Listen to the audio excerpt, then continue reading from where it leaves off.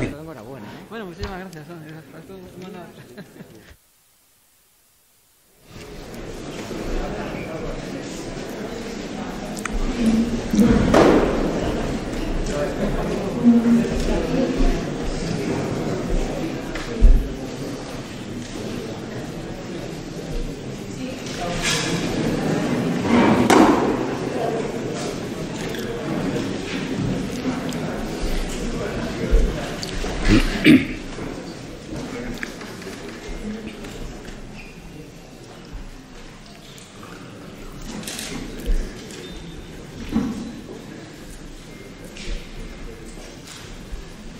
Buenas tardes, bienvenidos un año más, ya van 10, a la entrega de la 10ª edición del Premio Internacional de Investigación Oncológica, Científica y Técnica Ramiro Carregal y a la 3ª edición del Premio de Talentos Emergentes.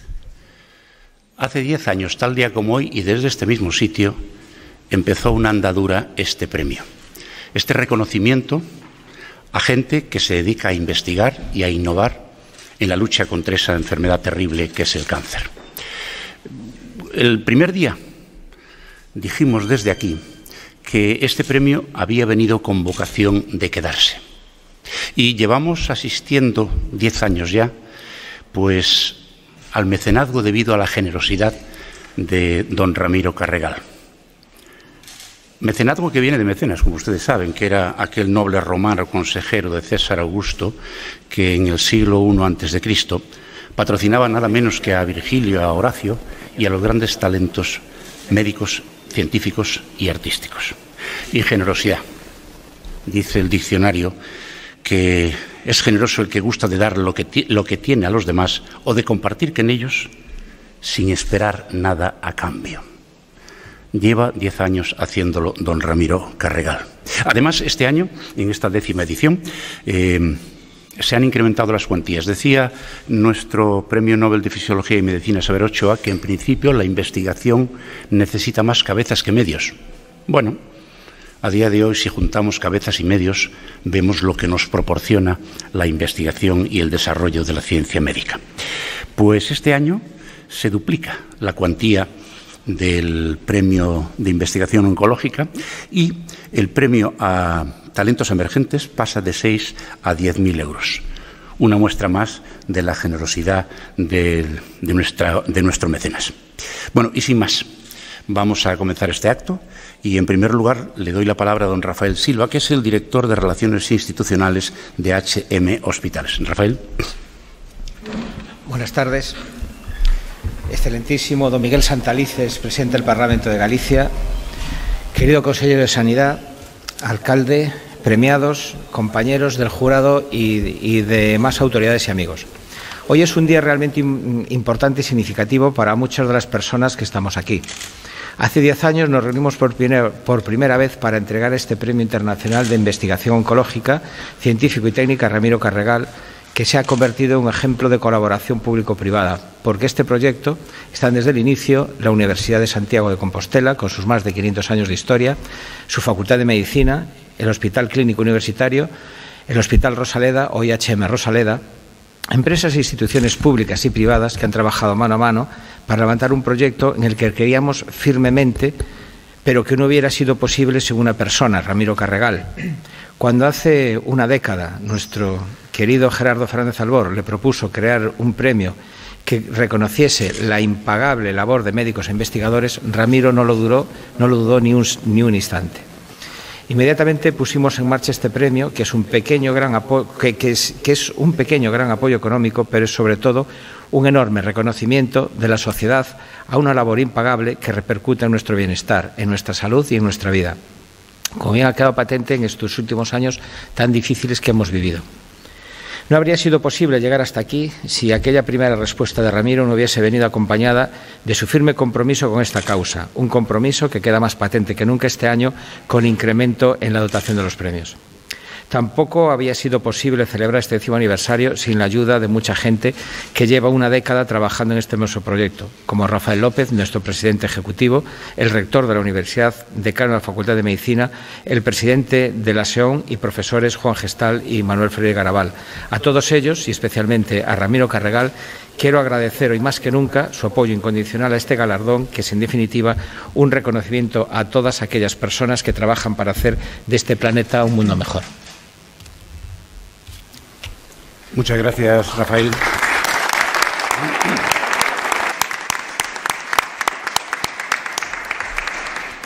A continuación tiene la palabra el presidente de honor del jurado, don Ramiro Carregal.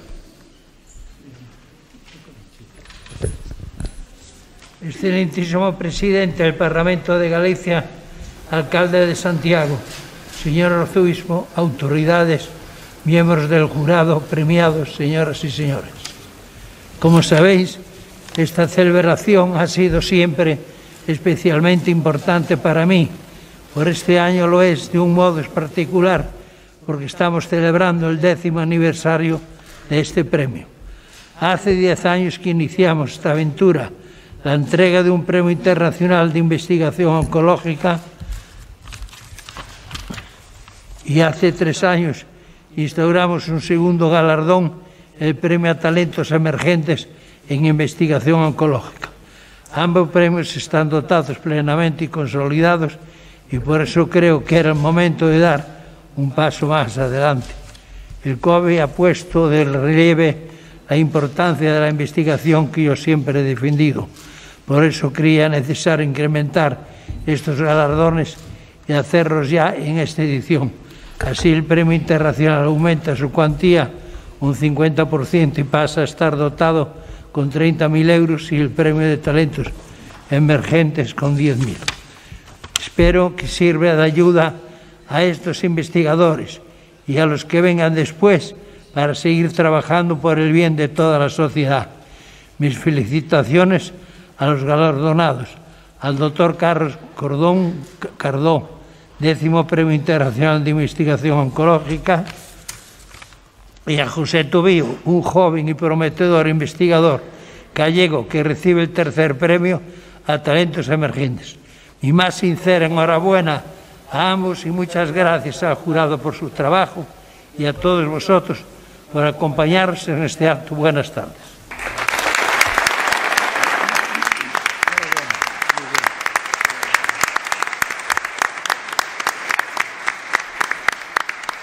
Muchas gracias, don Ramiro. Y acto seguido, el presidente ejecutivo del jurado, el doctor Rafael López, va a proceder a la lectura del acta.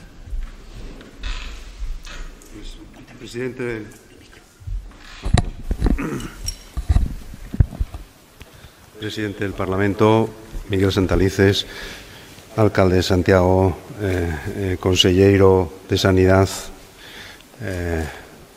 decano de la facultad, gerente, director de asistencia sanitaria, autoridades, señoras y señores. El jurado se reunió en este hostal el día 30 de marzo del año 2022 y el jurado estaba compuesto y está compuesto por Ramiro Carregal Rey como presidente, el rector magnífico de nuestra universidad, Antonio López, el decano de nuestra Facultad de Medicina, Julián Álvarez, el catedrático emérito de Preventiva, Juan Gestal, el catedrático de Farmacología, Manuel Freire, la presidenta de la Sociedad Española de Oncología Médica, Ruth Vera, y Rafael Silva como director territorial de HM Hospitales, y yo mismo. En la orden del día estaba establecer o dar el premio, el décimo premio de investigación oncológica, científica y técnica Ramiro Carregal, y a la vez, la segunda vez, el premio de talentos emergentes de investigación oncológica. A las 13 horas de ese día 30 de marzo del año 22, y fallamos el jurado el 10º premio de investigación oncológica, científica y técnica Ramiro Carregal, otorgándoselo por unanimidad al doctor Carlos Cordón Cardo. El doctor Carlos Cordón es uno de los científicos más importantes que hay en Estados Unidos. Además, es un científico español que lleva muchos años trabajando y colaborando con el mundo de la ciencia.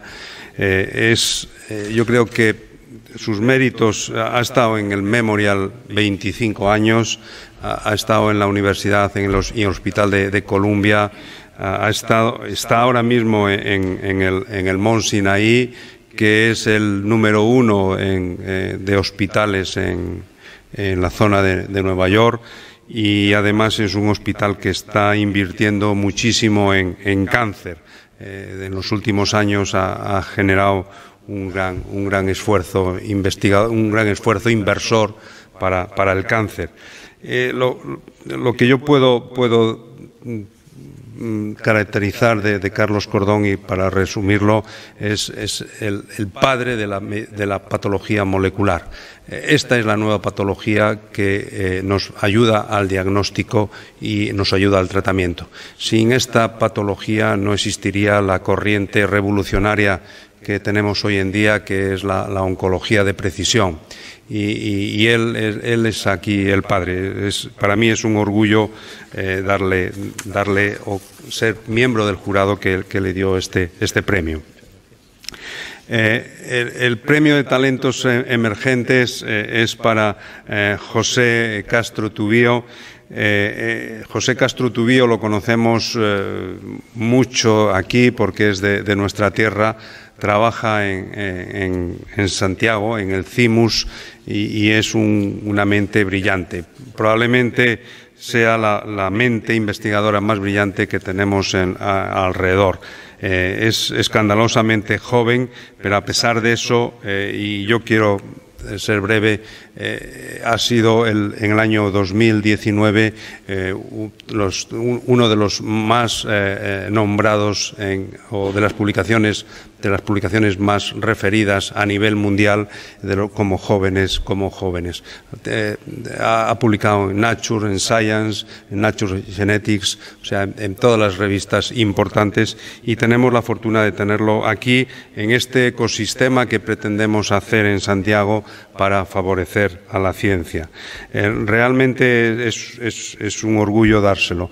Y yo estuve pensando, claro, ¿qué tienen de común Ramiro Carregal? ¿Qué tienen de común Carlos Cordón y José Castro Tubío? Y me vais a permitir una debilidad, pero miñas donas, meus señores, meus amigos, irmán todos no amor a nosa terra, na que me atopo de novo despois de longos anos de saudosa lonxanía. Este es el primer párrafo de Florencio Delgado Gurriarán en Saudade a Valdeorras, que lo pronunció el 6 de septiembre de 1981. Este domingo estábamos celebrando que es el honorado por como de las letras gallegas. Y claro, en común estas tres personas, Ramiro Carregal, Carlos Cordón y José Tubío, tienen el amor a la ciencia, el amor a la investigación, que en el fondo es lo que va a mejorar la salud, la calidad de vida de todos nosotros. Muchas gracias y muy merecido este premio.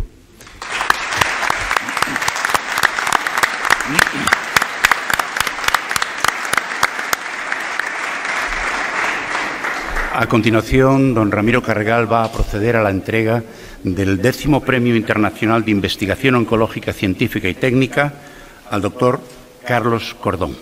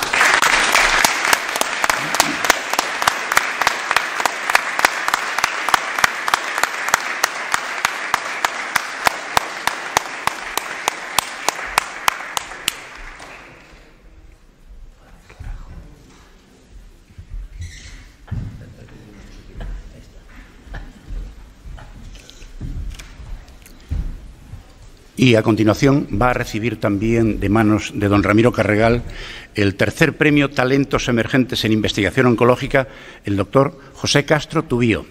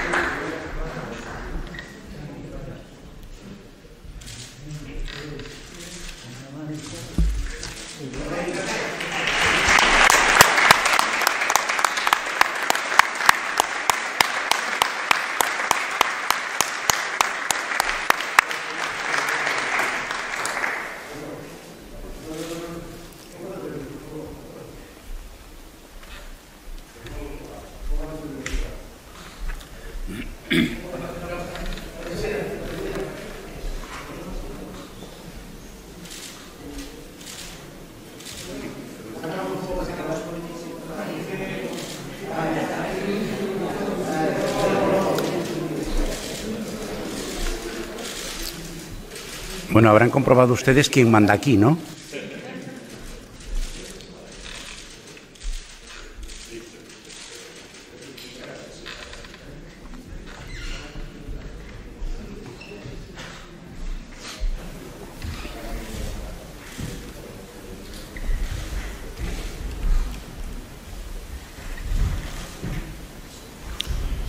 A continuación tiene la palabra el doctor Carlos Cordón. Cuando quieras, Carlos.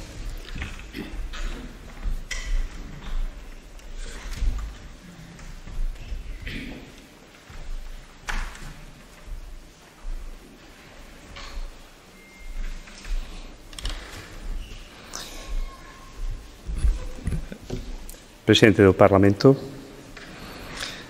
señor alcalde, nuestros compañeros en salud, a todos vosotros, amigos de don Ramiro Carregal y muy especialmente a él mismo, a don Ramiro. Es extraordinario que en ciertas ocasiones visionarios tienen este empuje de ayudar a la comunidad y a la sociedad y demostrarlo de maneras distintas. Y los actos como este son importantes, sobre todo en el espacio de educación y de salud. Y en este caso, pues se juntan los dos, ¿verdad? Y es un honor para mí estar con todos ustedes. Bienvenidos y gracias por estar con nosotros en este acto. Hemos tenido años difíciles. Yo nunca pensé que trabajaría tanto como he trabajado en estos 2 últimos años, con incertidumbre, con ansiedad, con más problemas que soluciones, pero trabajando juntos hemos logrado superar muchas barreras y de forma relativamente rápida. Y nos tenemos que sentir orgullosos de lo que hemos hecho en este momento tan difícil que hemos tenido que enfrentar. Todas las sociedades han tenido sus momentos. Yo creo que este ha sido nuestro momento en el cual las distintas comunidades se han puesto de acuerdo, hemos trabajado conjuntamente y hemos logrado superar una pandemia que podía haber sido mucho peor, que no se ha acabado y que nos va a continuar dando sorpresas. Y de esto quizá hablaremos otro día. Pero lo que quería hoy presentarles es, ya que estamos en tierras de descubridores y en tierras de marinero, un bagaje de nuestro conocimiento de por qué estamos aquí y qué estamos haciendo más recientemente. Es verdad que hace muchos años integramos la biología molecular, la genética, en el contexto de lo que es el diagnóstico para mejorar la seguridad del paciente, para dar un diagnóstico y un pronóstico mejor, ayudar a los oncólogos a hacer una mejor gestión del paciente oncológico. Pero durante este trayecto también aprendíamos que habían áreas oscuras de conocimiento que necesitaban en algún momento estar más esclarecidas. Y esto es lo que me gustaría presentarles hoy. Además de la integración de esta parte biológica y molecular al arte de la medicina, hemos intentado traer una ciencia nueva, que quizás la ciencia por excelencia que es la matemática. Y no les di miedo los números porque a veces solamente con el número 0 y el número 1 lo podemos hacer absolutamente todo. Las computadoras funcionan con 2 números y probablemente nuestra mente funciona de manera parecida. De manera que cuando empezó el ser humano a andar por estos caminos de Dios, nos dimos cuenta que éramos distintos de los otros seres que estaban en la Tierra. Aparte de tener desde muy al principio una visión muy específica en nuestro espíritu, éramos un grupo curioso y un grupo creativo y un grupo con empatía que a veces la estamos perdiendo. Éramos curiosos, queríamos aprender del mundo y empezamos a andar y empezamos a ser nómadas. Éramos cazadores. Nos movíamos de un lado al otro. No podíamos compartir mucho, no teníamos tiempo. Sin embargo, con el tiempo aprendimos de la naturaleza y nos empezamos a tener asentamientos que permitieron una sociedad. Y en esta sociedad, y con nuestra curiosidad, intentamos empezar a tener una relación que iba más lejos de la relación del nómada. Teníamos que intercambiar productos, nos teníamos que comunicar de una manera distinta y empezamos a traer pues, esta nueva visión de los números y de la enseñanza que nos daba el intercambio. Nos podemos remontar probablemente en el mundo de la matemática y de esta aproximación cuando un grupo muy específico empieza a decir que podemos contar con unas cifras muy específicas y dividimos el mundo en grupos de 60. Fueron, de hecho, los sumerians, el grupo de los sumerians que hicieron este tipo de contaje. Y es curioso, porque todavía dividimos la hora en 60 minutos, el minuto en 60 segundos, y realmente el círculo, que es la figura más extraordinaria, tiene 360 grados. Y nos fuimos adentrando en el mundo de la matemática de cada día, y fuimos calculando con fórmulas cada vez más difíciles. Llegamos finalmente a producir una matemática que era aplicada. Los números 0 empezaron a tener un sentido. Yo creo que el número 0 ha sido uno de los avances más importantes del ser humano. O sea, hacernos entender a todos que nada existe y que es importante fue un concepto para el ser humano que tuvo que hacer un salto bastante grande. Pero lo aceptamos y empezamos a utilizar el 0 en funciones matemáticas con un matemático llamado Algoritmi, y por eso los nombres de algunos matemáticos se han quedado en la historia y los algoritmos vienen para dar conocimiento de este primer matemático que utilizó estas funciones. Nos vamos moviendo en el tiempo y poco a poco empiezan a salir toda una serie de teorías, individuos que nos llevaron a otros momentos y a otra comprensión de lo que era la función matemática y los números. Pero al mismo tiempo de que esta curiosidad nos permitía crear conocimiento, necesitábamos acelerar este conocimiento o compartirlo de una forma distinta. Y es así que la creatividad empieza a producir innovaciones en tecnología. Y empezamos a contar con la ayuda de ciertos específicos tools, o sea, cosas que nos permiten hacer cálculos, como es el abaco chino, como empiezan a ser todas las compañías que empiezan a hacer estos inicios de computación, como IBM. Y poco a poco vamos profundizando en las computadoras, la incorporación del circuito integrado, del Bohr, lo que hace Apple. Y finalmente tenemos en un mundo nuevo una aproximación a la inteligencia artificial, que la llamamos, que nos permite usarla cada día en casa. Un par de aclaraciones. El nombre de robot sale inicialmente, realmente, en una obra de teatro en donde, mediante el uso de unas máquinas que estaban siendo forzadas a hacer trabajos que no hacían los humanos, apareció esta palabra, que es una palabra de origen eslávico. Y el término inteligencia artificial se empieza a usar por primera vez en una conferencia sobre matemáticas y sobre el futuro de estos tipos de nuevos circuitos que empezaban a aparecer. Y aquí estamos. Soy un patólogo. ¿Qué hacemos los patólogos? Los patólogos conocemos mejor al paciente de lo que muchos pacientes nos conocen a nosotros. Desde que uno nace y hacemos su tipaje del grupo sanguíneo, a través de la vida estamos viendo vuestros valores de sangre, de colesterol, de azúcar.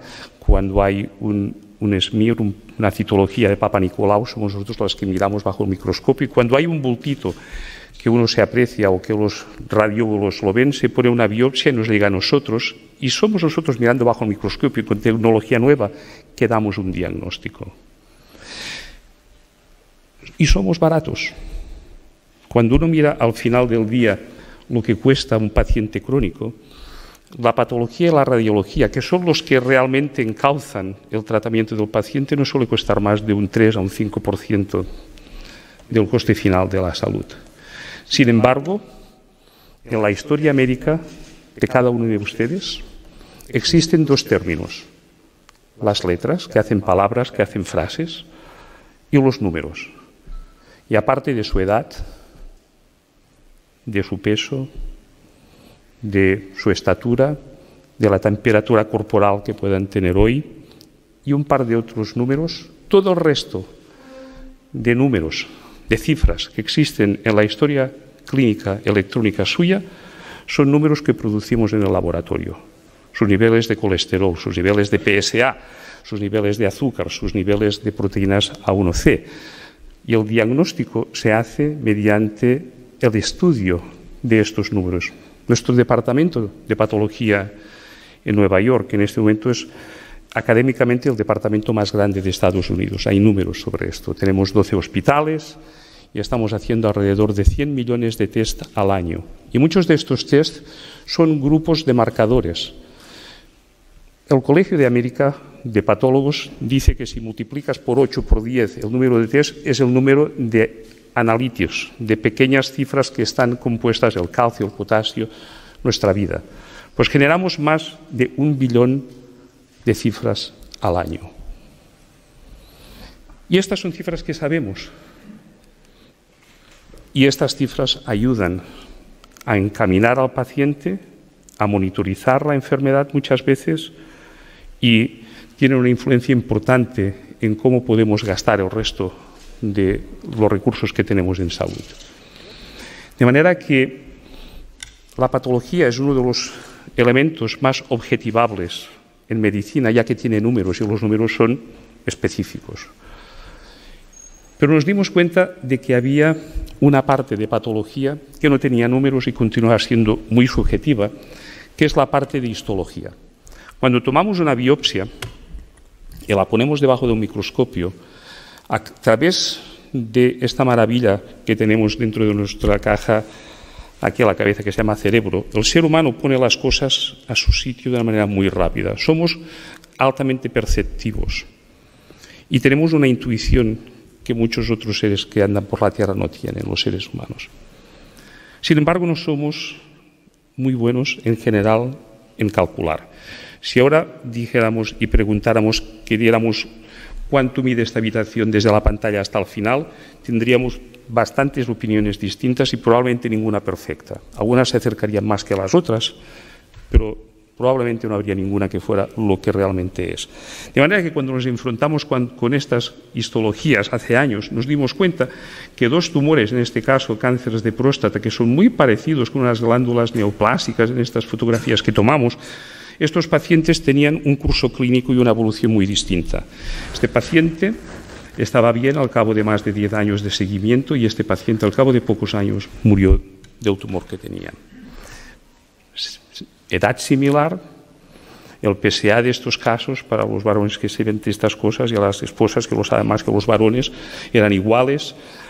El estadiaje cuando se hizo eran similares, pero un paciente fue bien y el otro paciente no fue tan bien.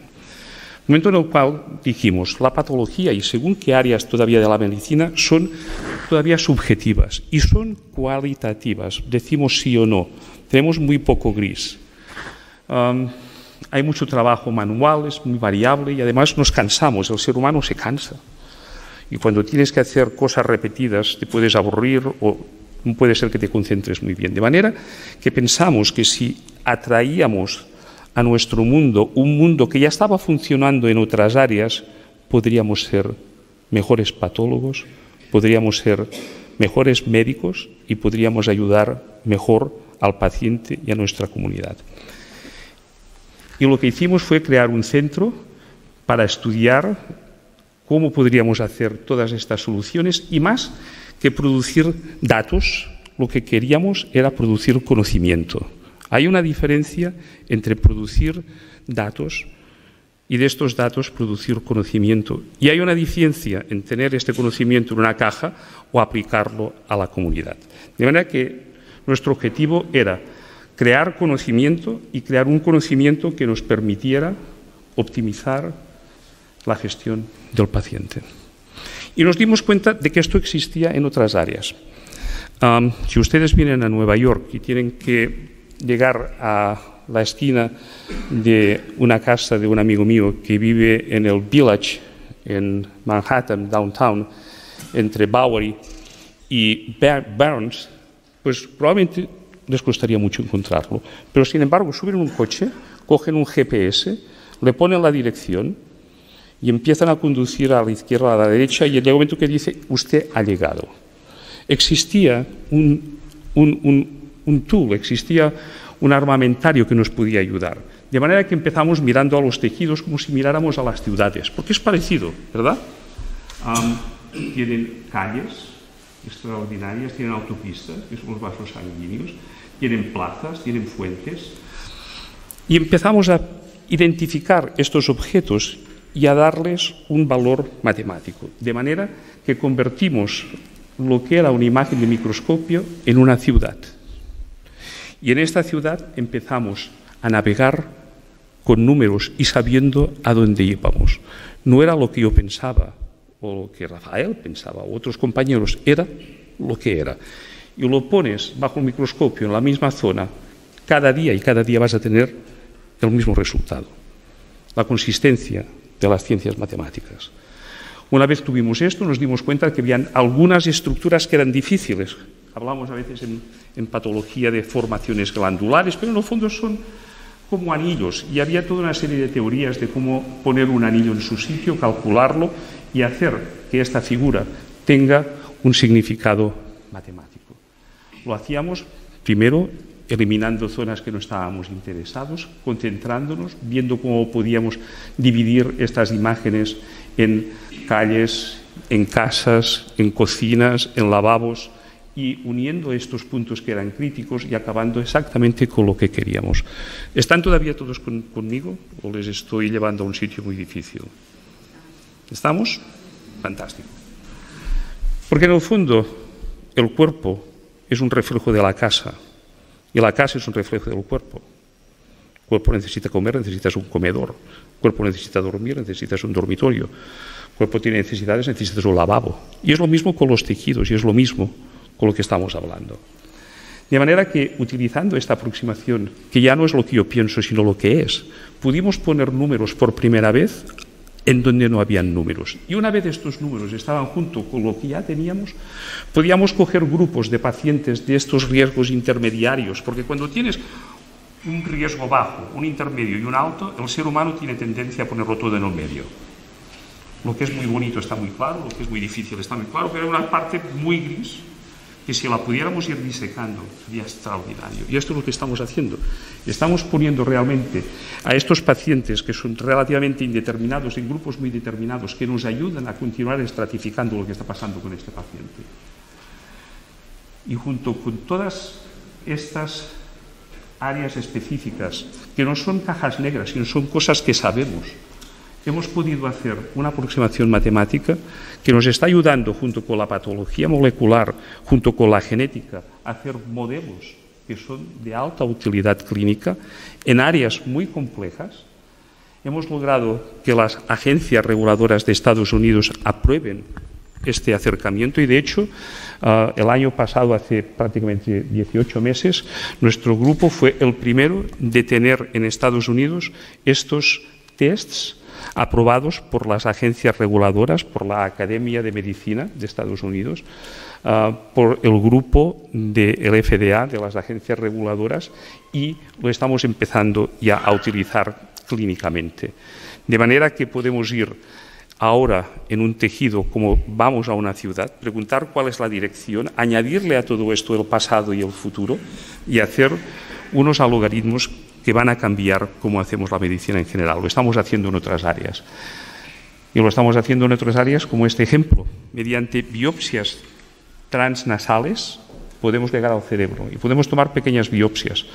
Y hemos visto que podemos cuantificar la enfermedad de Alzheimer. En la enfermedad de Alzheimer, en las neuronas se acumulan unas proteínas que sabemos cómo identificarlas y ahora sabemos dónde se encuentran, las podemos encontrar y las podemos cuantificar. Y podemos cuantificar cuando es muy temprano la enfermedad, con lo cual si hay alguna droga que funciona podemos ver si hay mejoras o no, porque si no, hasta ahora muchos ensayos clínicos han tenido como final algo que no tiene que ser el final, que si la gente va muy mal o si la gente acaba muriendo. Esto tendrían que ser puntos del pasado, no puntos del presente, del futuro. Tendríamos que ir viendo si realmente el origen de la enfermedad, no la causa, está siendo relativamente bien targeteada, si tenemos las dianas adecuadas. Y más recientemente hemos hecho algo que yo pensaba que no sería posible en el área de la neurología. Aparte de la oncología, la neurología es una de las ciencias que está dando grandes avances y hay enfermedades del movimiento.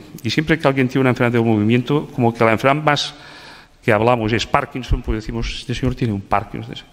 La realidad es de que muchas personas con estas enfermedades de movimiento no tienen un Parkinson. El problema es que el Parkinson hoy solamente se puede diagnosticar de forma fehacible, de forma absoluta y final, en el momento de hacer la autopsia del paciente que ha muerto. Porque necesitas entrar en el cerebro, ir a una región muy específica y ver las neuronas que están allí y que están mal. ¿Estamos todos juntos todavía? ¿Qué hicimos? Preguntamos a gente que estaba muy enferma si nos dejaban estudiar su cuerpo. Que esta es una de las últimas maravillas que podemos preguntar a un ser humano, de que el enfermo crónico o incluso el paciente que va a morir ayude a nuestra comunidad y al paciente que está vivo. De manera que tomamos varias biopsias antes de su muerte. En su muerte buscamos en las autopsias estas diminutas áreas en el cerebro que están castigadas y nos dimos cuenta que en un nervio que está en la pierna, con una biopsia muy pequeña, podíamos empezar a vislumbrar lo que pasaba con estas muestras específicas y con una proteína que se acumulaba. De manera que, por primera vez, podemos decir quién tiene Parkinson, sin ninguna duda, si está empezando, si está en medio o si está muy avanzado. Hay un montón de nuevas drogas que se están probando, nuevos tratamientos. Si vemos que haciendo biopsias consecutivas de los nervios esto va mejor, sabremos que estamos curando al Parkinson. ¿Lo entienden esto? Pues esto es lo que queremos hacer. Tenemos, además, unos retos importantes. Cada vez hay menos patólogos. Este es el mapa que se ha producido hace unas semanas en un congreso internacional. España está bastante bien. En color verde son los países que tienen un número de patólogos aceptables por millón de habitantes. En Estados Unidos y en algunos países pues hay más, pero en España no estamos mal. Pero hay muchos países que tienen 3 patólogos por millón de habitantes, un patólogo. Hay países que prácticamente no tienen patología. Si no tienes patología no puedes hacer ningún diagnóstico. No se pueden ver las biopsias de mama porque ¿quién las va a ver?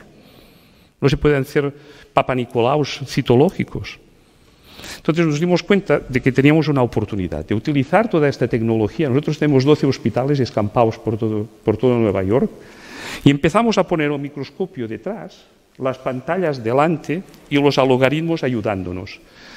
No solamente toda la facultad, sino además todos los jóvenes que se están entrenando en patología. Durante COVID esto facilitó a revisar casos y además tenemos la oportunidad de hacer matemáticas encima del tejido inmediatamente. A veces tenemos que ver si el tumor ya no invade las zonas de resección, esto te lo calcula este tipo nuevo de gadget de manera extraordinaria, con lo cual hemos logrado tener esta aproximación en países en donde no hay patólogos, en la República Dominicana, en Guyana, en la Guyana inglesa, hay un solo hospital, en Georgetown, y hay un solo patólogo.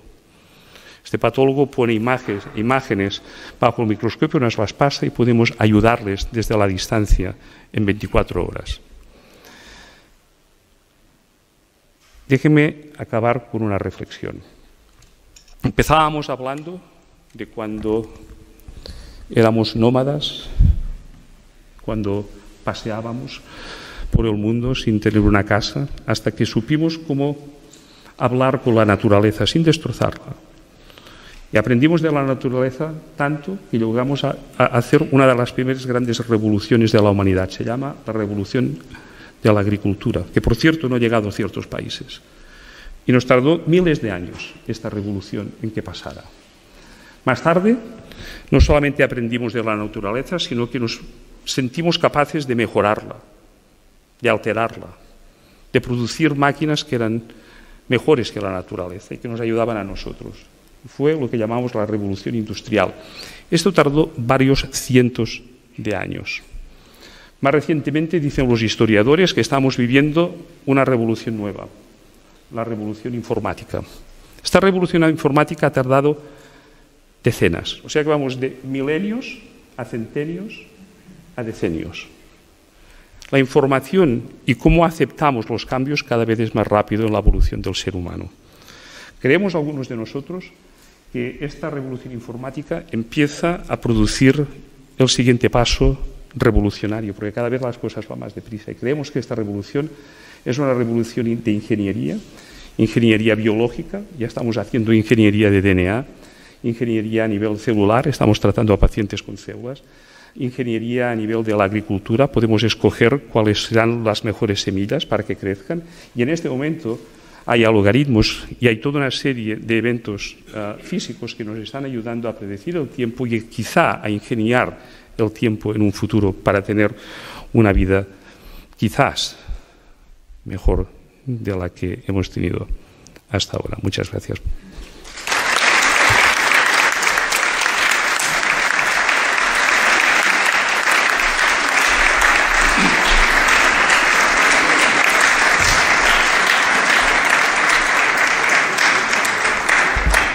Muchas gracias, doctor Cordón. Y a continuación tiene la palabra el otro premiado, José Castro Tubío.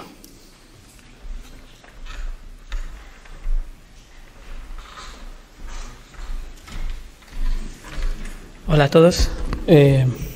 Bueno, pues nada, muchas gracias al jurado, señor presidente del Parlamento, señor consejero de Sanidad, en representación del señor presidente de la Xunta, señor alcalde Bugallo, todos, familiares, compañeros que estáis aquí, gracias a todos por venir.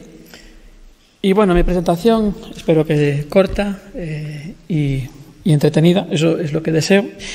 Y bueno, mi idea es simplemente hacer un pequeño recorrido por lo que han sido sobre todo los últimos 10 años, pero quería empezar por esto.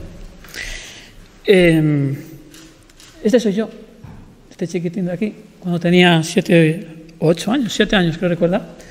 Y este es mi equipo de fútbol sala, en el cual jugué pues durante unos 10 años aproximadamente. Y siempre me gusta comenzar con esta imagen cuando hago algún comentario acerca del recorrido vital que he tenido, porque esto me marcó. Yo era muy mal estudiante, malísimo. Yo me acuerdo un día que llegué con 6 asignaturas suspensas a casa. Y lo que me salvó realmente fue esto, fue formar parte de un grupo, ¿no? Porque el deporte, y especialmente el deporte de grupo, pues te enseña muchos valores que son necesarios en ciencia y son necesarios en la investigación.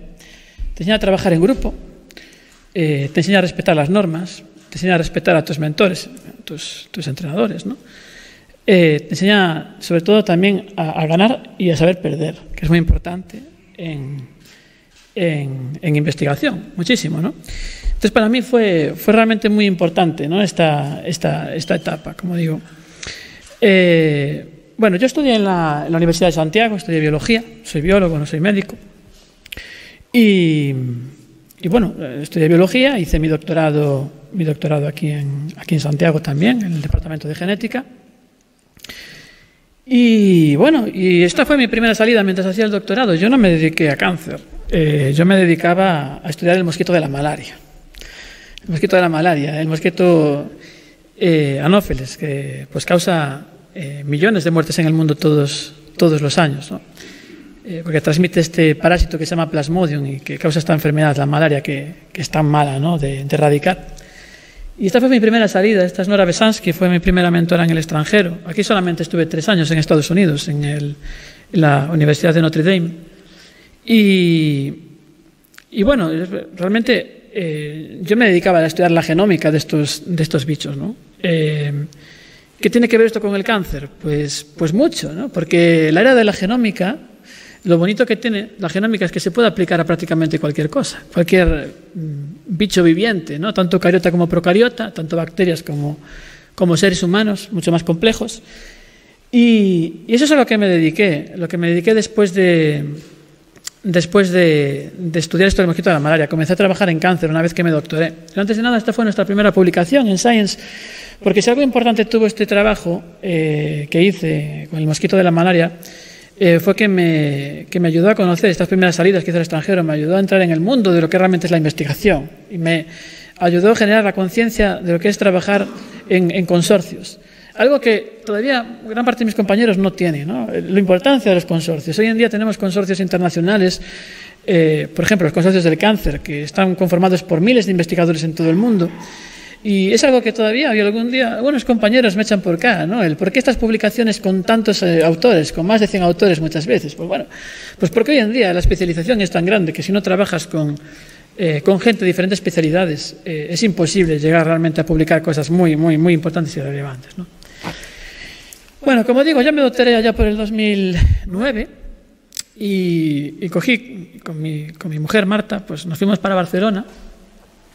Y este fue mi primer centro de investigación, en el Centro de Regulación Genómica en Barcelona, un sitio precioso, ¿veis? Enfrente a la playa.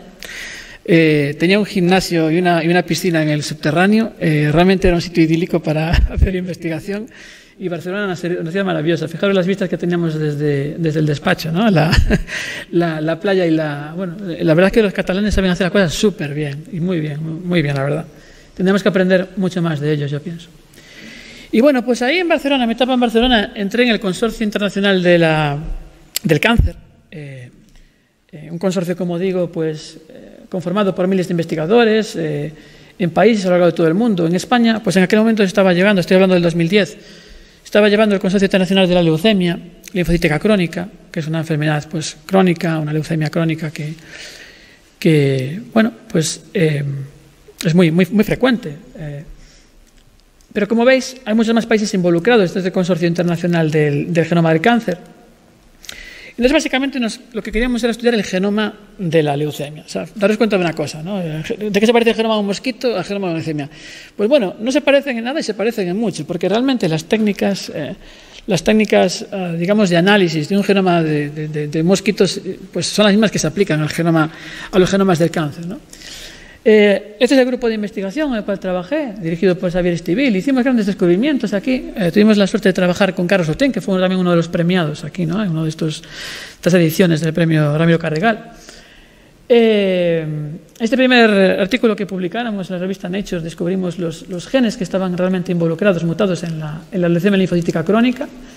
Uno de los más importantes es el Notch1. Este es un artículo científico que tuvo muchísima relevancia, porque dábamos con uno de los primeros genes que realmente vemos que estaban mutados en las leucemias, ¿no?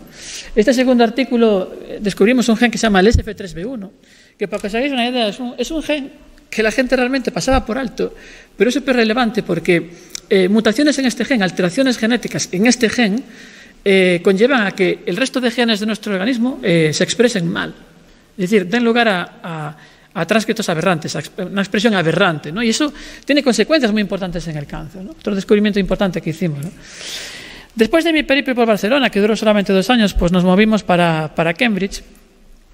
Esta es la biblioteca allí de Cambridge, muy famosa. Yo de aquella tenía un poquito más de pelo y no hace tanto tiempo esto, hace solo 7 años, ¿no? Y allí tuve la ocasión de interaccionar con premios Nobel. Estos 4 que veis aquí, pues es Tim Hunt, que descubrió las ciclinas, le dieron el premio Nobel allá por el 2001. Este es John Gurdon, que le dieron el premio Nobel cuando yo estaba allí, en el 2012, creo recordar que fue. Cuando el mismo día, esto es el mismo día, el día siguiente que le concedieron el Nobel. La primera entrevista se la hice yo. Fuera, bueno, una anécdota que otro día os cuento y no hay mucho tiempo para ello, ¿no? También conocí a John Salston, el descubrimiento de la apoptosis, es que es un proceso muy importante, muerte celular programada, bueno, en fin. Y realmente es uno de mis ídolos, Sidney Brenner, que lo descubrió prácticamente toda la biología molecular del siglo XX, la descubrió él. Pues tuve la suerte de interaccionar con toda esta gente, ¿no? Y me abrió mucho las vistas acerca de cómo realmente se debe comportar un científico, porque la mayor parte de esta gente es gente que está más preocupada por hacer ciencia que por el tamaño de sus despachos, por ejemplo. Aquí ocurre a la inversa muchas veces, ¿no? La gente suele estar más preocupada por tener un despacho grande y menos preocupada por hacer investigación de calidad. Pero bueno, obviamente hay muchas excepciones aquí, ¿no? Pero bueno, que realmente se aprende mucho de contactar con esta gente y de la humildad que tiene, ¿no? Bueno, una vez que llegué a Cambridge, realmente donde trabajé fue en el Instituto Sanger. El instituto, fijaros cómo hacen las cosas los ingleses a lo grande. Es un instituto que se creó única y exclusivamente para secuenciar el genoma humano. Algo que se consiguió en el 2001 y a partir de ahí pues siguió dedicándose a la genómica, ¿no? Estos fueron mis 2 mentores allí en Cambridge, el doctor Peter Campbell y el doctor Mike Stratton, que son 2 eminencias, son personas muy relevantes en el mundo del cáncer. Y allí, dentro del marco del Consorcio Internacional del Cáncer, hicimos pues estos últimos 8 años unos de los descubrimientos más importantes de la genómica del cáncer, ¿no? Por ejemplo, descubrimos genes que están involucrados en cáncer de huesos, como por ejemplo este cáncer de cartílago, el condrosarcoma, ¿no? Descubrimos este gen que se llama COL2A1. Descubrimos también procesos mutacionales que están implicados en otro tipo de leucemia. Esto es un tipo de leucemia muy especial que tiene un reordenamiento entre los genes ETV6 y RANX1 en la leucemia linfoblástica aguda. Hay una proteína que se llama RAC en nuestro organismo. Las proteínas RAC están involucradas en que nuestro sistema inmunológico funcione correctamente. Todos estáis familiarizados con las inmunoglobulinas, los anticuerpos, ¿no? Pues las proteínas RAG son muy importantes en la configuración de los anticuerpos. Pues resulta que lo que vimos es que en estos tipos de tumores, la leucemia linfoblástica aguda, hay unas mutaciones en los genes RAG que hacen que las proteínas RAG funcionen aberrantemente. Y en vez de provocar reordenamientos a nivel del genoma que están involucrados en la generación de anticuerpos, lo que provocan son reordenamientos, es decir, alteraciones genéticas que provocan cáncer, ¿no? Es un funcionamiento aberrante de las proteínas RAG que descubrimos allí también. Este fue realmente el descubrimiento que realmente me puso en el punto de mira, ¿no? Es el descubrimiento publicamos la revista Science, y es que hay una proporción de nuestro genoma que se denomina ADN basura, o lo vienen denominando así. De hecho, más del 50% de nuestro genoma, de nuestro material genético, es material que se denomina basura, que en teoría no vale para nada porque es altamente repetitivo, pero a mí siempre me picó la curiosidad por este material, porque la gente nunca lo estudiaba, lo descartaba, porque al ser repetitivo, el tener esas características tan difíciles de analizar, pues la gente directamente lo descartaba, ¿no? Yo me especialicé en este tipo de material repetitivo, y eso es a lo que se dedica fundamentalmente mi grupo hoy en día, y descubrimos que tiene funciones importantes y que está muy involucrado en el cáncer. Es material que cambia de localización en el genoma, salta de un lugar a otro el genoma, y en esos saltos provoca mutaciones, ¿no? Y a veces en esos saltos arrastra consigo secuencias que son importantes, se llaman secuencias reguladoras, que son importantes porque desregulan los genes de nuestro genoma y están involucrados en el cáncer, ¿no? Es un mecanismo mutacional que descubrimos nosotros en cáncer. Este otro artículo publicado en Science también, el mismo año más o menos, fue el 2015, lo que hicimos fue que recortamos párpado obviamente de personas que ya habían fallecido, ¿no? Y nos dedicamos a estudiar las mutaciones genéticas que había en las células de la piel del párpado. Y descubrimos que, fijaros, si una persona como yo, un varón blanco de unos 40 años, 2/3 de su piel, es decir, más de aproximadamente el 70% de la piel, ya tiene las mutaciones que te predisponen a cáncer de piel. Sin embargo, no desarrollamos cáncer de piel, a pesar de que ya tenemos las mutaciones que nos predisponen a cáncer de piel. ¿Por qué no desarrollamos cáncer? Pues este artículo dirigido llevado a cabo por Íñigo Martín Corena, que hoy en día es, la verdad que es un crack, todo hay que decirlo. Pues este artículo puso las bases para estudiar los tejidos normales en estadios pretumorales. Es decir, ¿qué es lo que hace que un tejido normal se acabe volviendo tumoral? ¿En qué momento le llamamos a un cáncer? Pues esto realmente abrió las puertas a ese tipo de conocimiento, y hoy en día están haciéndolo súper bien. Ese es otro artículo que publicamos también en el mismo año, en el 2015 en Nature. Aquí lo que descubrimos fueron los orígenes de la metástasis. Es decir, un tumor surge, imaginaos, un tumor de próstata, ¿no? Surge en la próstata y después hay metástasis, que es que las células tumorales se pueden movilizar y llegan a los pulmones, pueden llegar al cerebro y se desarrollan ahí, se generan nuevos tumores, ¿no? Es lo que llamamos metástasis, ¿no? Esas células migran y provocan tumores en otros lugares. Pues había un montón de preguntas acerca del origen de las metástasis. Se creía que las metástasis eran relativamente homogéneas, genéticamente se parecían mucho entre sí, con lo cual un patólogo venía, se tomaban muestras, se biopsiaba la próstata, se detectaba el tumor de próstata, se analizaba, se veía qué mutaciones tenían y se daba un tratamiento. Pero estos tratamientos podían funcionar contra el tumor primario, pero no funcionaban contra las metástasis. ¿Por qué? Porque lo que vimos fue que las metástasis son súper heterogéneas. Lo que veis aquí son tumores de próstata que luego migraban y generaban metástasis por ahí por todo el cuerpo. Y lo que veis las flechitas son que las propias células de las metástasis se movían entre diferentes metástasis. Con lo cual, al final, una metástasis no se parecía en nada al tumor primario, era totalmente distinto, porque era una mezcla de células con diferentes orígenes. Pues esto lo descubrimos y lo publicamos ahí en esta revista. Bueno, hubo más descubrimientos en esa época, pero poco después, allá por el 2015, me moví a la Universidad de Cambridge con esta señorita, Liz Marchinson, para estudiar una cosa muy peculiar. Va a llamar una atención. Fijaros, este pecador de la pradera que veis aquí, esto es un perro, no es un perro, estoy mintiendo, esto es un demonio de Tasmania.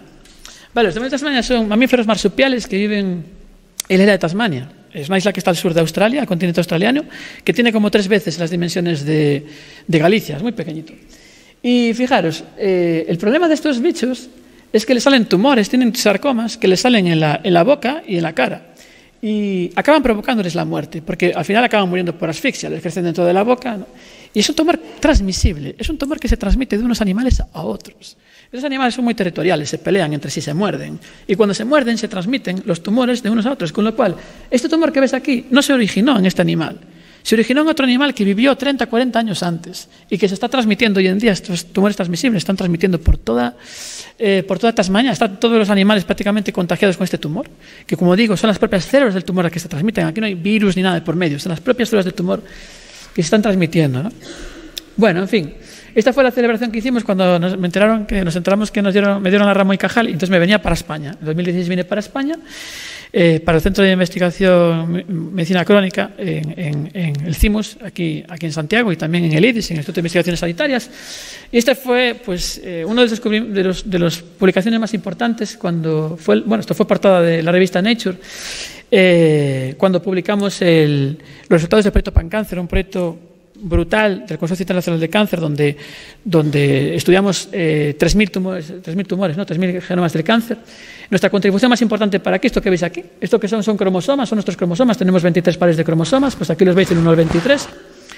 Y lo que veis encima de los cromosomas son pequeños volcanes, y es que nosotros veíamos que hay regiones en nuestro genoma que se comportan como volcanes, es decir, que tienen actividad volcánica, que de repente tienen como explosiones de actividad y empiezan a movilizarse, a saltar de unas regiones a otras, ¿no? Pues esto fue publicado en la revista Nature y tuvo un impacto brutal en aquel momento. También publicamos este artículo en la revista Nature Genetics, en donde veíamos que estas regiones repetitivas de nuestro genoma, que os decía que se movilizan de unas regiones a otras, que técnicamente las conocemos como retrotransposones, pues generaban pérdidas de material genético. Aquí lo que veis es el cromosoma 9, y veis que de repente esta región de aquí, veis esta banda que baja para abajo. Esto quiere decir que es aproximadamente 5 millones de nucleótidos. Tenemos en nuestro genoma 3.000 millones de nucleótidos. Pues aquí hay 5 millones de nucleótidos que se pierden. ¿Y por qué se pierden? Se pierden porque se integró este material repetitivo que digo yo, que este retrotransposón se integró aquí, provocó esta pérdida de material genético con la pérdida de este gen, que es muy importante en el desarrollo tumoral. Bueno, pues son procesos en los cuales están involucrados el ADN repetitivo, este material genético que forma parte de nuestro genoma y que no estudiábamos hasta ahora, ¿no? Y vemos que realmente tiene una función, es muy importante y provoca cáncer, sobre todo cáncer de esófago. Cáncer de esófago es muy frecuente en cáncer de esófago, ¿no? Bueno, y esta es la última investigación que publicamos. los virus causan cáncer, ¿vale? No todos los virus causan cáncer. Hay 7 virus que se sabe que causan cáncer. Uno de ellos es el virus de la hepatitis B. La hepatitis B es una enfermedad crónica del hígado que provoca degeneración del tejido, ¿no? Del tejido hepático, y que acaba provocando cáncer, ¿no? Esa degeneración del tejido hepático. Bueno, nosotros lo que vimos es que el virus de hepatitis B, es una de las causas de hepatitis, integra su material genético dentro del material genético de nuestras células del hígado, de tal manera que las transforma. Esto lo que veis aquí son cromosomas, pero no son cromosomas normales, son cromosomas que son fusiones de diferentes cromosomas. Aquí está fusado el cromosoma 13 con el 8, aquí el 4 con el 8, aquí el 10 con el 8, aquí el 11 con el 1. Y en el medio de estas uniones, esto que veis aquí como una V, es material genético del virus. Es decir, el virus se integra dentro de nuestro material genético y provoca estos reordenamientos, estas fusiones de cromosomas que tienen un papel oncogénico muy importante, provocan cáncer, ¿no? ¿De acuerdo? Bueno, todo esto ocurrió solamente en 10 años. Pues en estos 10 años, todos estos descubrimientos que digo fueron muy relevantes. La revista Nature, el año pasado, en este número especial de la revista, pues hacía un recorrido de los descubrimientos más importantes de los últimos 20 años, desde el 2000 al 2020, en cáncer. Pues de los descubrimientos más importantes que señalaba la revista Nature, 3 de ellos eran nuestros, ¿no? Lo cual me hace sentir realmente muy orgulloso, porque sí que siento que hemos contribuido realmente al desarrollo, al conocimiento, un buen conocimiento del cáncer, y que va a servir para salvar vidas en el futuro, estoy convencido, ¿no? Bueno, no quería despedirme sin antes agradecer, primero de nada, a mi familia, a Marta y mis hijos, Mario y Roy, porque son realmente los que han aguantado mis idas y venidas, los que más me han aguantado, porque os aseguro, vivir con un investigador no es nada fácil, no lo es, y convivir con un investigador durante 10 años no es nada fácil. También quiero agradecer a mis padres, ¿vale?, por la educación, creo que andan por ahí, por la educación que han intentado darme y por permitirme jugar al fútbol. Y bueno, y esta foto es antigua, es una foto del 2020, ya pasaron 2 años, pero por supuesto, yo siempre lo digo, yo no soy nadie en ciencias sin mi equipo de investigación, no lo soy. O sea, yo hoy en día no sabría ponerme delante de unas pipetas en el laboratorio, ni sabría hacer algoritmos como hacía, hacer código informático, ni nada de esto, si no fuera por mi equipo de investigación. Aquí lo veis, es un equipo que está conformado por 20 personas, hay gente que está aquí que ya no está, otros que vinieron nuevos, ¿no? Y bueno, pues eso, simplemente hacer hincapié en que creo que un investigador no es nadie sin su equipo, y yo pues no soy nadie sin mi equipo, y desde aquí pues agradecerles este premio y dedicárselo a ellos, a mi familia, porque creo que son realmente los que se lo merecen. Y nada más, muchas gracias.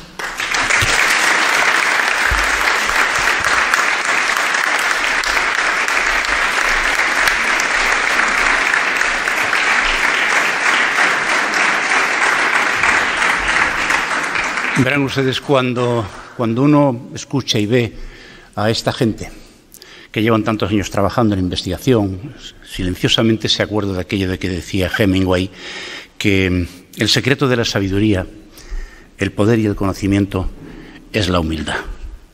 No se puede ser más humilde ni saber más. Ahora viene una parte difícil. Me han trastocado completamente el protocolo, así que, por favor, los encargados de protocolo no se cabren conmigo, pero es que el presidente del Parlamento me hace siempre lo mismo. Entonces, en primer lugar, le voy a dar la palabra al alcalde de Santiago, don José Sánchez Bugallo.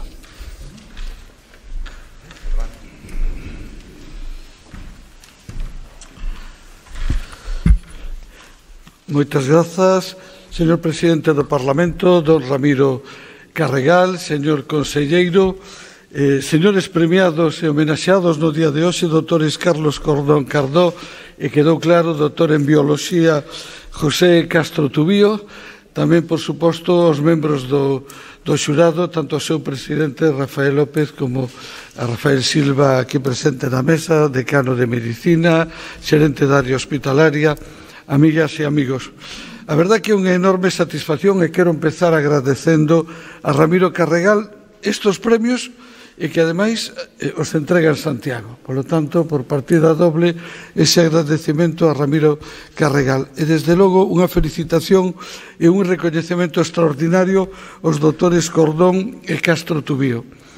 Sin lugar a dúbidas, o avance sanitario pivota, desde o meu punto de vista, en dous pés fundamentais. Un é a investigación. O avance da investigación é absolutamente extraordinario.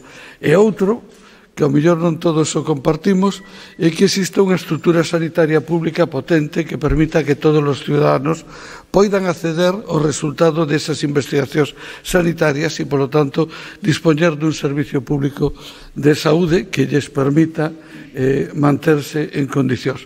Iso que explica que, por exemplo, un país como España ou como Galicia teñamos unha esperanza de vida superior a de outros países con un nivel tecnolóxico e científico moito máis avanzado que o noso, ou, por exemplo, que en esta crisis pandémica que aínda estamos superando, o índice de mortalidade en Galicia e en España sea significativamente máis baixo que o de países con unha estrutura tecnolóxica e económica moi superior á nosa.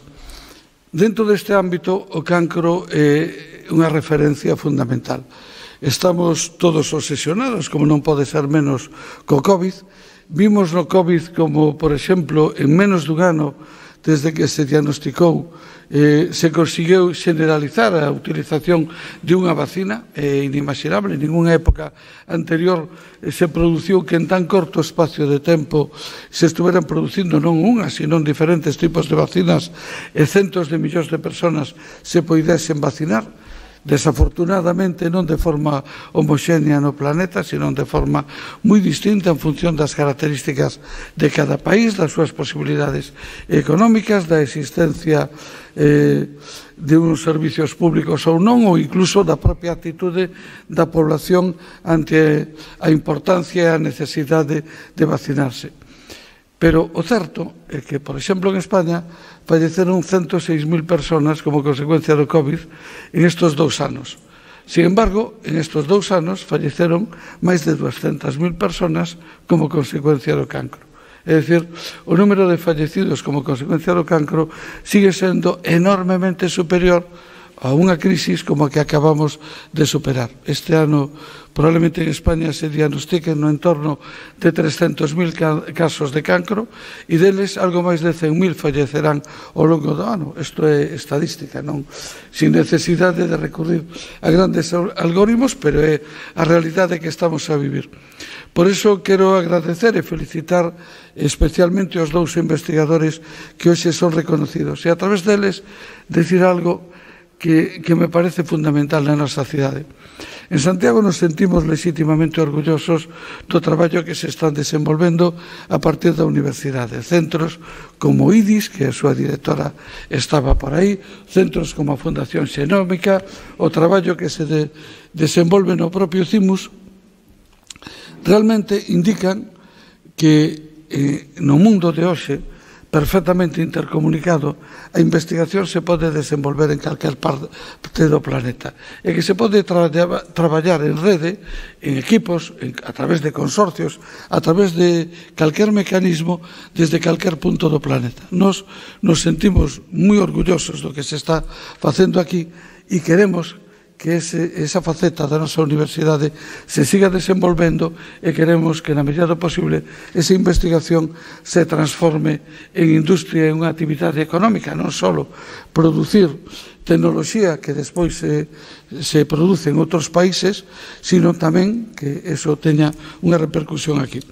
Remato como empecé, agradecendo a Ramiro Carregal a oportunidade que nos ofrece e a elección de Santiago, o traballo que desenvolve, felicitando e agradecendo aos 2 homenaxeados e premiados no día de hoxe polo seu excelente labor e, sobre todo, o máis importante, que sirva de exemplo para que moitos máis sigan esa senda que me parece moi positiva e moi importante para a humanidade.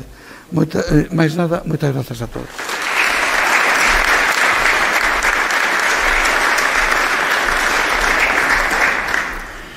Tiene ahora la palabra el presidente del Parlamento, don Miguel Santalizas.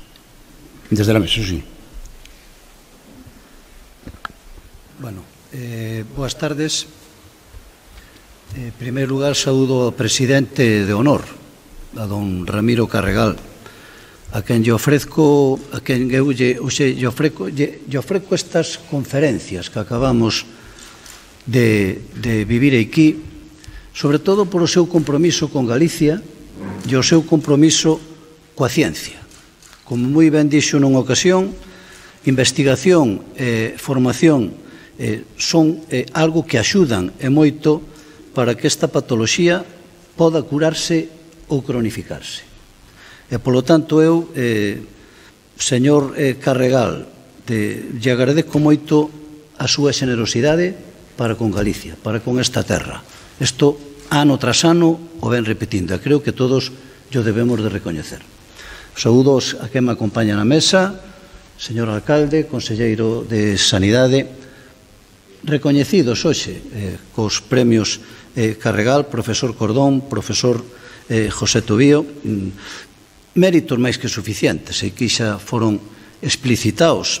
Do profesor Cordón, pois é a referencia, podemos dicir hoxe, como en investigación en inmunopatología, e ademais é o pioneiro da patología molecular oncolóxica. Isto xa o profesor Rafa López nos introduxo nesta cuestión. Pero fundamentalmente un dos recoñecementos, algo que se explicitaba cando lle concederon este premio foi por establecer unha comprensión máis profunda dos mecanismos dos cánceres humanos e das dianas terapéuticas. Hoxe nos lo demostrou aquí, utilizando números. O concepto do número ligado á oncoloxía e ao corpo humano foi algo, dunha maneira moi amena, non lo explicou. O complicado que somos, pero como vostedes transforman o noso corpo en carreteras perfectamente señalizadas. E iso é digno de resaltar. E o profesor Tobío, un valor emerxente que, dende logo, leva máis dunha década xa no campo da genómica, pero sobre todo me emocionou moito a súa posta en valor do equipo. Sin equipo, evidentemente, non se fai nada. E iso lle dignifica. E, polo tanto, tamén yo recoñecemos. E tamén recoñecemos a importancia que ten que se fagan, que de alguna maneira haya recoñecementos como este que estamos tendo hoxe aquí á tarde.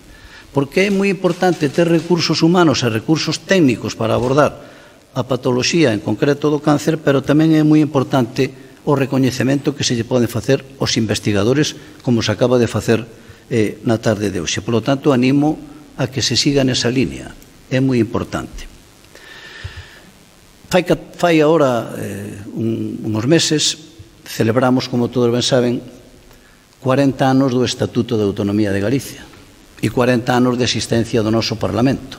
Ainda estamos, como foi o 19 de decembro do 81, estamos celebrando ainda ahora. A sanidade galega, la sanidade gallega, voy a pasar al castellano porque a lo mejor me entiende mejor y esto, si lo sigue bien, pero ¿perdón? Bueno, no. Nunca fue así. La sanidad gallega hoy vive un momento dulce, pero no fue así siempre.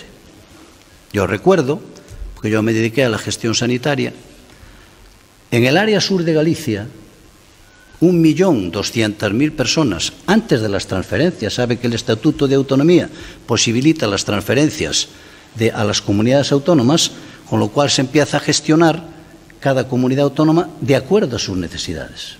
Bueno, antes de las transferencias, nosotros, en el área donde yo vengo, el sur, no teníamos microscopio electrónico. Un área de 1.200.000 habitantes. El microscopio electrónico llega a Vigo de la mano del doctor Pérez Villanueva, formado en la Clínica Mayo en Estados Unidos, siendo yo gerente de ese hospital. Pero eso, no teníamos oncólogos en Ourense, no teníamos. La oncología estaba dentro de la medicina interna, no eran oncólogos. Todo esto, y nosotros estábamos en una situación en la que, lo he repetido muchas veces y últimamente en el Congreso de la Asociación de Médicos Gallegos, en Galicia no teníamos recursos para abordar el tratamiento de la patología oncológica. Era un desplazamiento constante hacia Madrid, hacia Barcelona, o hacia donde disponían pues, de radioterapia y de los sistemas de tratamiento que eran necesarios. Eso afortunadamente en este momento ha cambiado. Te hablaba del ratio de un patólogo Bueno, aquí en Galicia lo vivimos de una manera, desde luego, el cambio fue espectacular. Y todo eso fue gracias a la gestión y a la autonomía que se le concede a una comunidad para poder gestionar de acuerdo a sus necesidades. Hoy tenemos también una buena investigación en Galicia. La prueba está con el profesor Tobío, podíamos citar también al profesor Carracedo, muchos más que son incluso referencia. Es algo que hay que seguir apoyando, indudablemente, porque detrás de la investigación y detrás está posiblemente la curación de determinadas enfermedades. Yo le doy las gracias a los dos por su trabajo, por su compromiso, un trabajo que no a veces es reconocido, pero que sirve para que, como dijo muy bien usted, tengamos una sociedad mucho mejor, sobre todo mucho más sana. Por lo tanto, enhorabuena por el reconocimiento a los dos y muchas gracias a usted por seguir apoyando la investigación y sobre todo por el compromiso que tiene con Galicia. Nada más, muchas gracias a todos.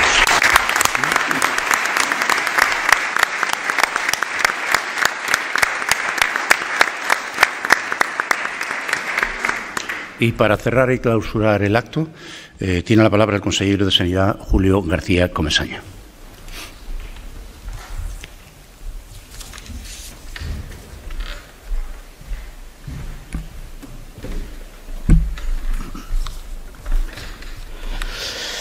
Muy buenas tardes. Buenas tardes. En primer lugar, don Ramiro Carregal, voy a sumarme plenamente a las palabras que ha dado el presidente del Parlamento gallego, haciendo referencia a esa labor durante ya 10 años de apoyo constante a la investigación en un área tan crítica como la oncología. Presidente del Parlamento de Galicia, alcalde de Santiago, presidente del jurado, premiados, Rafa Silva. No estaba previsto que yo hoy hablase aquí, sino que estaba previsto que estuviese el presidente de la Xunta, Alfonso Rueda Valenzuela, que por una cuestión de última hora pues no ha podido estar aquí, pero sí que me ha pedido que fundamentalmente traslade, en primer lugar, el agradecimiento por vuestra invitación a estar hoy aquí con vosotros y, en segundo lugar, sus disculpas por no poder estar aquí acompañándonos en lo que ya es una cita fija en el calendario. Porque hablar de los premios Ramiro Carregal no es hablar de un premio más, sino que es una distinción referente a nivel internacional. Para muestra el listado de premiados a lo largo de esta década, que hoy se corona con un insigne investigador en el ámbito de la oncología de talla internacional, como ha quedado demostrado en su charla, a la que, por supuesto, me sumo las felicitaciones por el contenido y por darnos esa perspectiva de por dónde camina hoy la patología molecular o esa patología computacional de la que hablabas. Son todos ellos expertos pioneros y a la vanguardia en el ámbito de la investigación, en este caso la investigación oncológica. Este es además el tercer año en el que se premia al talento emergente, si se puede decir así, a estas alturas ya de nuestro premiado hoy, en el campo de la investigación oncológica. Enhorabuena por asentar también un reconocimiento al enorme potencial de nuestros investigadores, en este caso por ser gallego, y además por estar en un laboratorio gallego también. Y por supuesto, felicidades a quienes hacéis posible este día por todo el trabajo que hay detrás de estos premios, que son un verdadero homenaje al saber y a la experiencia. Investigación e innovación son claves en el campo de la oncología y en ámbitos como la prevención, el tratamiento y la atención sanitaria. Todo lo que se avance en cada una de estas líneas de trabajo será una batalla sin duda ganada a esta enfermedad. Y en cada una de ellas, Galicia, desde hace años, tiene mucho que decir y mucho que aportar. Nuestra comunidad hace una apuesta fuerte por la detección precoz del cáncer y lo hace a través de sus 3 programas de cribado, el de mama, el de colon y el de cervix. El primero de ellos se puso en marcha en 1992. Desde entonces, hasta diciembre de 2020, se realizaron ya más de 2,8 millones de mamografías, gracias a las cuales pudimos detectar y tratar de forma precoz en este tiempo más de 10.500 cánceres de mama. Es un programa asentado, con una participación del 80% de las mujeres con edades comprendidas entre los 50 y los 69 años, y se vio complementado en el año 2013 con el programa de cribado de cáncer colorectal, que al igual que el cáncer de mama está extendido al 100% de la población diana en toda Galicia. De las 29.264 colonoscopias realizadas hasta diciembre del año 2020, pudimos detectar y tratar también de forma precoz 1.539 cánceres invasivos. Y a estos dos programas, decía, hemos sumado uno más en el año 2020, en este caso el cáncer de cervix. Se inició un programa piloto en el área de Lugo y el objetivo es extenderlo este mismo año a las áreas sanitarias de Ferrol y Pontevedra y Osalnés. Al igual que desde Galicia se apuesta por la atención precoz como clave a la hora de abordar esta enfermedad, se hace también en la incorporación de la más alta tecnología y la tecnología más innovadora en nuestros hospitales. En julio del año pasado empezaron a funcionar de forma simultánea las 7 áreas sanitarias, los 7 robots quirúrgicos, tras una inversión de más de 20 millones de euros, poniendo especial acento en que empezase de forma coordinada y en todas y cada una de las áreas sanitarias. Sus primeras intervenciones fueron dirigidas precisamente a servicios de urología y a cáncer de próstata. Hoy en día se utilizan especialidades como cirugía general, cirugía digestiva, ginecología o otorrinolaringología. Eso permite intervenciones más precisas y menos invasivas en operaciones relacionadas con cánceres como los de colon, ovario, boca o garganta. Asimismo, desde el año 2015 se han incorporado ya 10 aceleradores lineales a los centros hospitalarios gallegos, hay que decir también con la colaboración de la Fundación Amancio Ortega, que siempre aprovechamos para agradecer. Y en este mismo mes de marzo, la Xunta autorizó la compra por casi 9 millones de euros de 4 aceleradores lineales más de altas prestaciones para completar esta dotación tecnológica. Y a comienzos de este año también avanzamos en la incorporación de 4 nuevos mamógrafos digitales de altas prestaciones, en este caso con tomosíntesis, destinados a renovar el programa del cribado de cáncer de mama al que antes hacía referencia. En Galicia tenemos además motivos para estar orgullosos de nuestro sistema sanitario, tanto en la parte pública como en la parte privada. Hacía mención a ese compromiso por la prevención y también por la incorporación de la última tecnología para ponerla al servicio de nuestros profesionales y mejorar así la atención y el tratamiento de nuestros pacientes. Pues bien, hemos dado un paso más y hoy nuestra comunidad autónoma está a la vanguardia en el ámbito de los tratamientos innovadores en cáncer. Y lo podemos decir gracias a un compromiso basado en hechos. Un centro de protonterapia y otro de producción de terapias avanzadas CAR-T. Las dos estarán instaladas en esta ciudad, en Santiago de Compostela, y aquí tengo que agradecer el apoyo y la colaboración del Ayuntamiento de Santiago. El centro de protonterapia cuenta ya con un anteproyecto, en este caso arquitectónico para su construcción. Será un nuevo edificio de 4.000 metros cuadrados aproximadamente, que tendrá una conexión entre el Hospital Clínico de Santiago y el Gil Casares. Será un centro modélico para toda Galicia, donde participarán todos los servicios de radioterapia y de radiofísica de los hospitales gallegos y que además ofertará sus servicios a Asturias, León y el norte de Portugal. De nuevo, tenemos que hacer referencia a la Fundación Amancio Ortega, que, como ustedes supongo saben, financia la compra de este equipo junto con otros 9 equipos para instalar en todo el territorio español. Por su parte, el Centro de Producción de Terapias Avanzadas CAR-T sigue el mismo propósito, marcar un antes y un después en la atención a los pacientes con cáncer.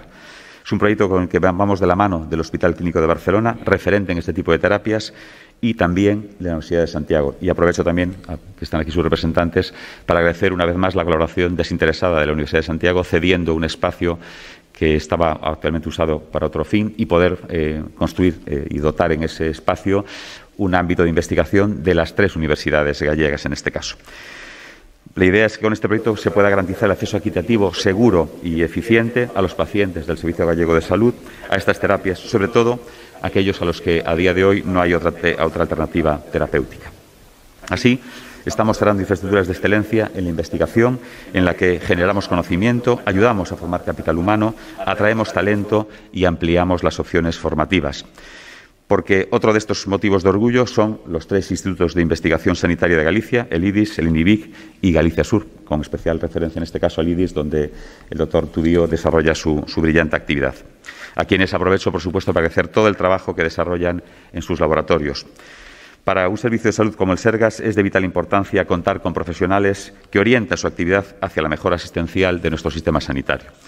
Desde nuestro ámbito de innovación, la investigación oncológica es una de las tareas que tiene mayor capacidad para captar proyectos. Y ya para finalizar, hago una pequeña mención al futuro plan estratégico oncohematológico que queremos presentar en el mes de junio. Con él queremos mejorar los procesos de atención al paciente oncológico de Galicia, abordando de forma multidisciplinar cada actuación asistencial y preventiva. Espero que contemple el desarrollo completo de la patología molecular y, como decía anteriormente, incluso de la patología computacional. Hemos iniciado estos meses precisamente un proyecto para digitalizar toda la imagen anatómica patológica y poder utilizar herramientas como las que dio el doctor Cordón en su charla. Con este instrumento de planificación y de gestión homogeneizaremos los recursos asistenciales, físicos y tecnológicos. Entre sus prioridades está la implantación y desarrollo de circuitos asistenciales comunes que faciliten el acceso a las consultas y a las pruebas hospitalarias, igualar el acceso a las terapias farmacológicas y no farmacológicas, incluyendo la radioterapia, y avanzar en la medida de resultados en salud con indicadores de efectividad y seguridad en los tratamientos. Y en este punto quiero agradecer el trabajo de todo el grupo de profesionales que está abordando en estos momentos la elaboración de este plan, una pieza clave en una de las líneas estratégicas de este Gobierno, como es el abordaje del cáncer. Y por mi parte, nada más, reiteraros de nuevo el agradecimiento, el reconocimiento por toda vuestra labor, tanto en nombre del presidente de la Xunta como, por supuesto, de la Consejería de Sanidad. Muchas gracias.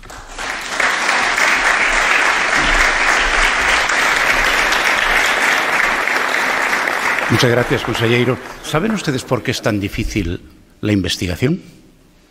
Porque es menester varias cosas. La primera, y ha quedado demostrado aquí, talento. La segunda, trabajo, esfuerzo. La tercera, paciencia, porque esto es largo. Decía Galeno que corto y hábil es el sendero de la especulación, pero no conduce a ninguna parte. Largo y penoso es el camino del experimento, pero nos lleva a conocer la verdad. La verdad que los investigadores nos ponen sobre la mesa para que los que nos dedicamos, los que se dedican y los que nos hemos dedicado en el pasado al ejercicio de la medicina clínica, podamos seguir peleando contra la enfermedad, sobre todo una como esta, tan terrible. Y también, y hoy celebramos aquí un acto en el cual se reconoce que hay gente que aporta recursos. Las autoridades aportan recursos públicos, los mecenas, recursos privados. Y todos juntos seguiremos, si Dios quiere, dentro de un año, reuniéndonos aquí para reconocer el trabajo de esos investigadores que en silencio, con paciencia, cayéndose muchas veces y levantándose siempre, consiguen el éxito que hasta ahora es parcial, pero algún día será total contra esta enfermedad. Pero habrá otras, seguramente. Muchísimas gracias a las autoridades, a los premiados, al mecenas y a todos ustedes por un año más acompañarnos en esta entrega de premios. Dos invitaciones, una a que vuelvan el año que viene otra vez para celebrar la 11ª edición y naturalmente ahora, en el patio de afuera, acompáñenos a un aperitivo. Por cierto, que nadie olvide recoger el libro conmemorativo de la 10ª edición. Muchísimas gracias y, como decimos en la aldea, doxe nun ano e nunca peor.